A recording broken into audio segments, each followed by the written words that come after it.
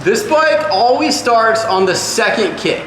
Not the first kick, not the third kick, definitely not the fourth kick, always on the second kick.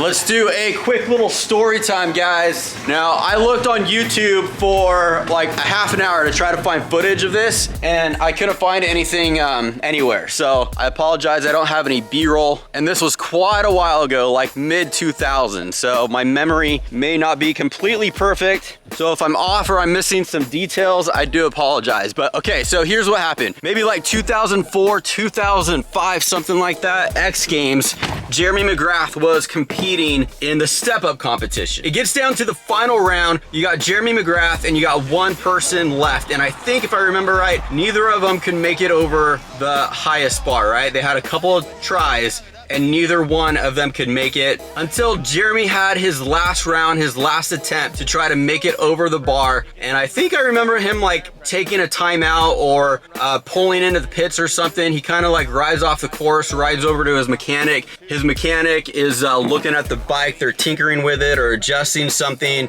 He comes back onto the course, makes it over, clears the bar, gets the gold medal, right? So on the podium, the interviewer asks him what happened to the bike, what was wrong with the bike, what'd you guys do? And Jeremy was like, oh, nothing. I just took a half a pound of pressure out of the rear tire for some added traction. May have been a pound. He may have taken like a pound of air pressure out of the rear tire. I was blown away because it actually made a difference. And I was also blown away because how crazy is he that in tune with his bike that he could feel the difference, that he could feel that if I just have a little bit more traction, I'll be able to make it over.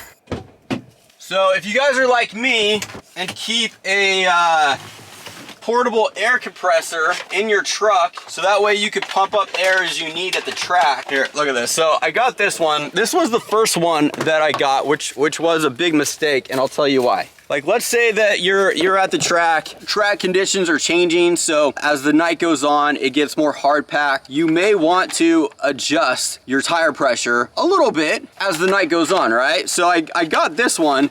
Basically, this little dial, you set what you want your tire pressure at. The problem is that it's almost impossible to be precise. Between 10 PSI and 15 PSI, you have this little tiny gap it's gonna be impossible for you to even know exactly what you're at, right? This thing is basically worthless to me.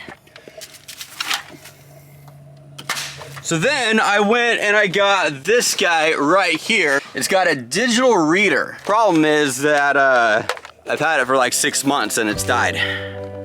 Ugh. All right. I don't know why I set that so far away.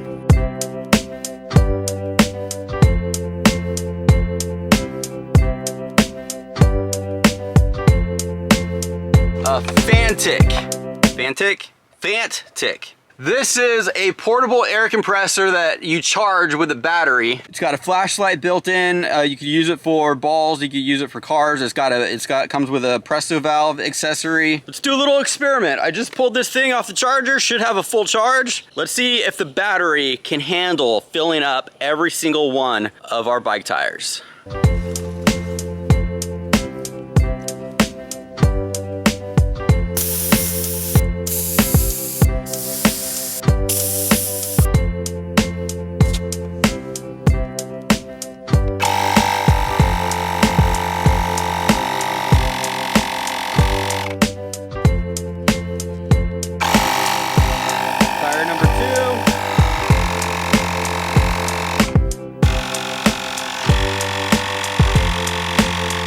Tires down, and I'd say it takes about 30 seconds to blow up a dirt bike tire from completely flat to 14 PSI, which is what I'm setting at. And one thing that I like about it is that it screws on really easily. A lot of times with these smaller bikes, it's a tight squeeze, so it can be really hard to get a pump in there onto the valve. But so far this has gone on really easy, even with these little bikes. And the other thing too is with the flip kind, the kind that you like pinch onto the valve, sometimes when you unflip it, you hear all this air coming out and you're like, crap, I had it right where I wanted it. How much air is in there now? But with this one, I've noticed when you unscrew it, hardly any air comes out, which is really a good thing.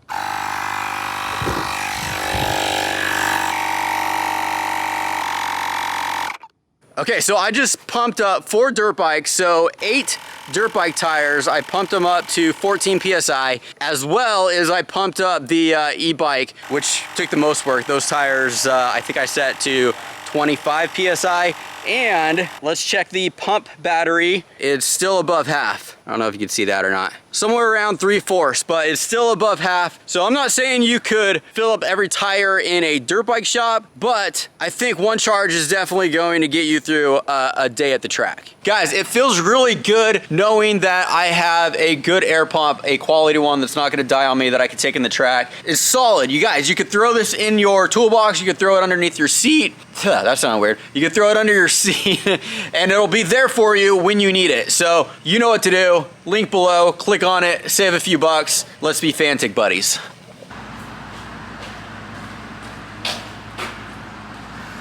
This bike always starts on the second kick. Not the first kick, not the third kick, definitely not the fourth kick, always on the second kick.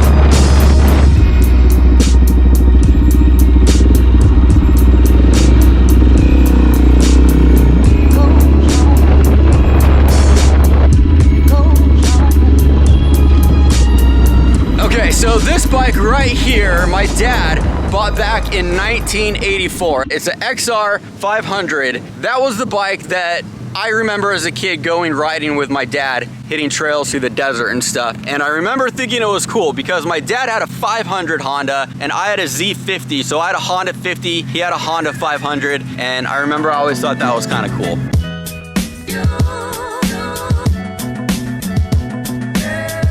My dad's the one that got me into dirt bike riding, obviously. He wasn't like super, like he wasn't into racing. He was just into riding, camping, hanging out with friends. And he rode this bike, from what I can remember, all the way up until about 1992. And then he ended up selling it to a good friend of his who hung on to it for years, took care of it, turned it into like more of like a street bike, put different gearing on it, put the Baja kit on there, he put disc brake on there and stuff, and it still runs really good. It is still a daily runner. You could ride it on the street, you could do enduro with it.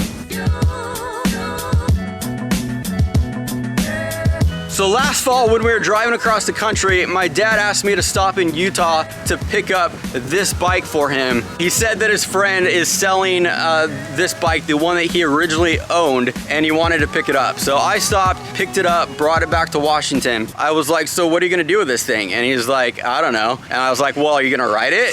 And he's like, no, I'm too old, I'm not gonna ride it. So I said, well, why'd you buy it? And he said, well, I'm sure someone will wanna ride it. So that's just my dad. He just likes to buy things when he sees something. He's like, what the heck? Picks it up, buys this thing, and he's like, do you wanna ride it? And I was like, all right, sure. Of course, it's super windy over here. I'm gonna try to duck down over here just for the sake of audio and see if I can dodge the wind.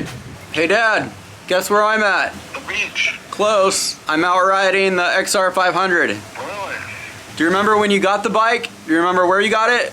In Reseda. What was the dealership? If I can remember, I'll text it to you. But You'll text me? The guy had a car dealership and a Honda dealership. Did he give you a good deal? Did you have to haggle? No, the price was pretty much what it was, but I think we bought two about the same time. You bought two of them? Yeah, 83 and an 84. Any idea what you paid for it?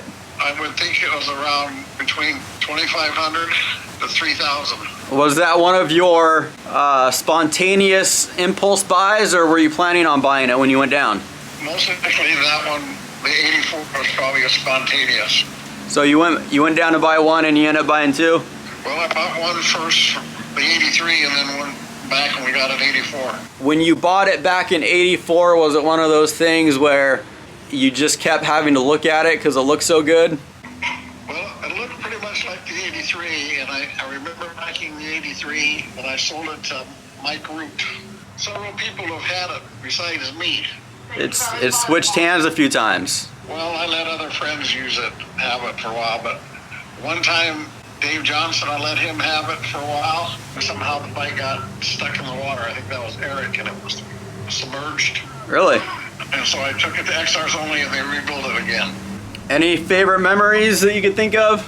Just all the good rides that we had. Remember Kennedy Meadows? Kennedy Meadows? Yeah. Yep, I remember I went there once on the Z50. You had a good injury too, right? Is that the one you hurt your back on? Yep, that's the one that I back out when I jumped that ravine. Yeah, where was that? That was in Doe Springs. Is that one of your favorite memories? I don't know if that was my favorite. All right, well, thanks for the history lesson. Yep. That bike has a lot of history. Yep, it's got a lot of history.